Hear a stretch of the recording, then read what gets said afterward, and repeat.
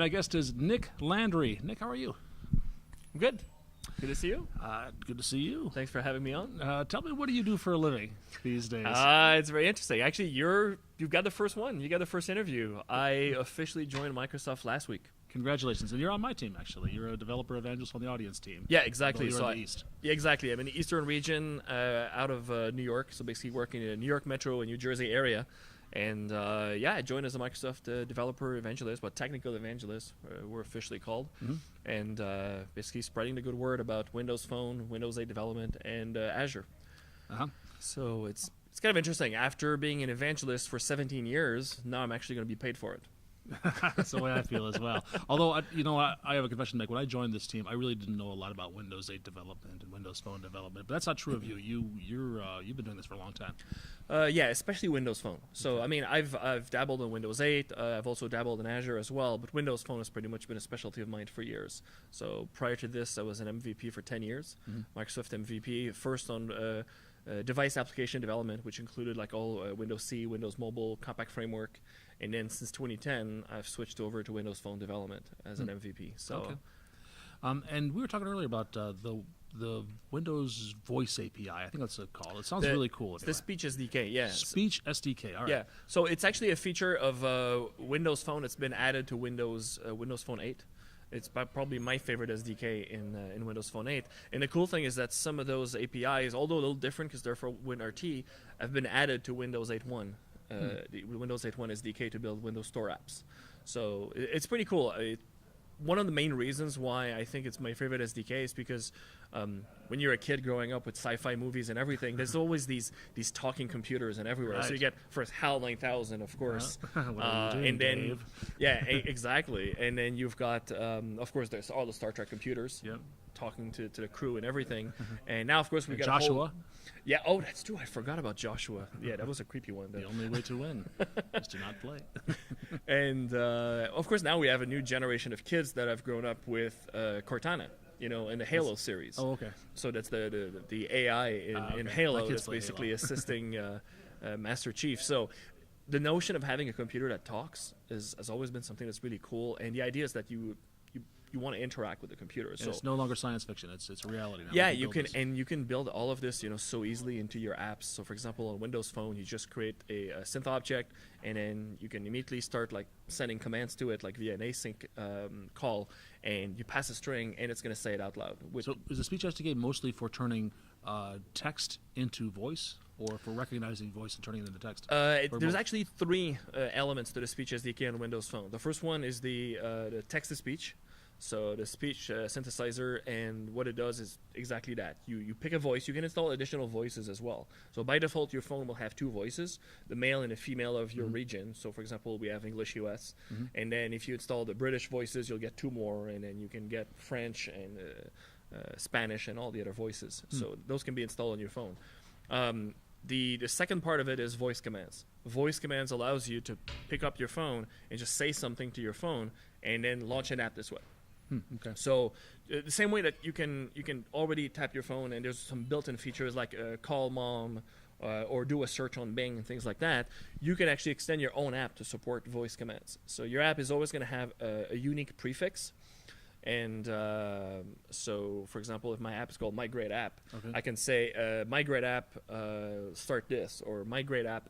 My commands are always going to start with My Great App, and then the voice commands that I support in there. Okay, so the unique prefix you're talking about, that's a key set word or set of words that identify wake up and send the next command to a particular app. Yeah, wake up and do something. Voice commands it's like a prefix and then a set of commands that you pre-program inside of an XML file. And then this way, whenever the phone wakes up, it will automatically launch up whatever feature that you've asked for. So it could be search for something, insert something, do a lookup or something like that, all done via voice. The third aspect of the Speech SDK is actually speech recognition. So now let's say that you're already inside of the app. Maybe you launch the app via voice command. Maybe you launch the app manually. Speech recognition is now where you can simply say something, and then you convert that back into text, into a string. So to do so, you actually need internet access for this because the English dictionary is just so big. Oh, I see. It's stored online in the cloud somewhere. Yes. So, but pretty much all like open speech recognition on phones uses the internet. But the cool thing is you can actually use custom grammars on Windows Phone. Custom grammars can be something as simple as a grammar list, which is just a string array of things you can say, and then it will be able to recognize it with very, very, very high accuracy without any call to the internet. Or you can create an entire custom grammar if you want. All right. So if I'm going to restrict the number of vocal commands that the user can interact with the phone with, then I can do it all locally. But if I want to expand that to the entire English language or the entire Spanish language or French language or whatever, then I have to go out to the cloud. Yeah, open dictation requires the internet, but a smaller subset, and I highly recommend that developers explore custom grammars and grammar lists, because your recognition accuracy is going to go way, way up. So if you're just asking a question to a developer and they're just supposed to say yes or no, just create a an array list, and then which is going to be just yes, no, and these are the only two things that can be recognized. So you can say it at any speed, any accent in the world, or whatever. It will very easily recognize between yes and no. Very cool. Are you building apps with this SDK? So I already have one app in a store that's called Talk to Me, Talk to the number 2 and Me. It's a very simple text-to-speech app, basically to test functionality. You can paste text in there, you can write your own text, it saves them in your favorites so you can quickly re-access them. And it's actually quite surprising what people have done with this, because it was meant just to be a fun little app, and one of our other technical evangelists told me that his kids had fun for hours making the phone say all sorts of things. But then I also got a review from a lady who said that she used my app to communicate with her family and doctors when she was intubated at a hospital. So just that touched me so much, because I was like, wow, this is a real use. This is not just like a goofy little app, you know? And I'm working on another one right now. Do you remember these old text adventure games from the 80s? Sure. Zork and Pirate's Cove and all these things. I'm working on a text adventure game version for the phone that allows you to play these old games, the actual old games, with the same data files but entirely hands-free. So the text is read to you, and you simply speak the commands back to the phone. So I already have a working prototype and everything. But of course now I need to polish it up, because if there's a lot of ambient noise and everything, it's kind of hard. My goal is that whenever I drive somewhere, I want to be able to play these games in my car over Bluetooth. Nice. So I figured, like, hey, gaming while driving. I mean, of course, obey rules of the road, be safe, okay? So, but it's completely voice activated, and it's all done through the power of Windows Phone. And we basically have a lot of the same APIs for WinRT on Windows 8.1. When you started building actual games with this, did you what kind of problems did you run into that you didn't anticipate just from reading the documentation? The fact that I'm using custom grammars, I'm basically pushing the limits of custom grammars. And a lot of these games, what I wanted to do at first is, because I didn't want to use open dictation, I wanted to be able to recognize very, very specific keywords within the game. So for example, if the text says you're in a field in front of a house, I wanted to grab all the names, like for example, field, house, feed that into a custom grammar, so that I would only use those specific like words inside of my custom grammar. The problem today is grammars have to be predetermined at design time.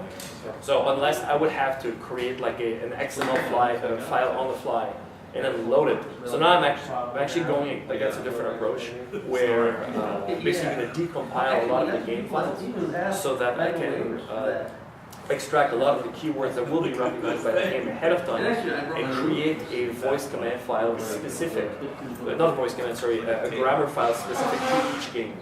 In this way, that should improve the level of accuracy. Because at first I was trying to create one voice grammar file that would be usable for all games.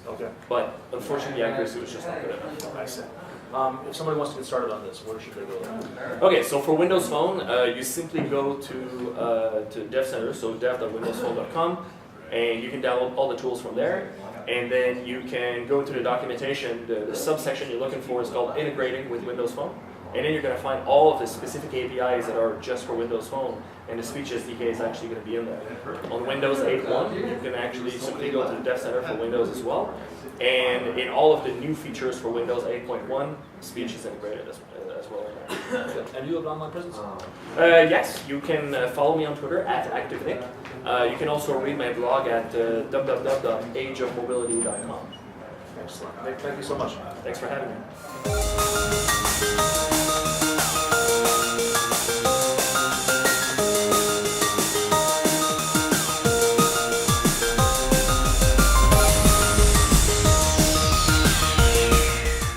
Okay, I guess it's always the same thing. Being the technology guy, wherever you go, your friends always come to you and ask you for advice for devices and everything. And now that I'm working for Microsoft, I guess it's just going to get worse. I'll get even more requests about technology from my friends.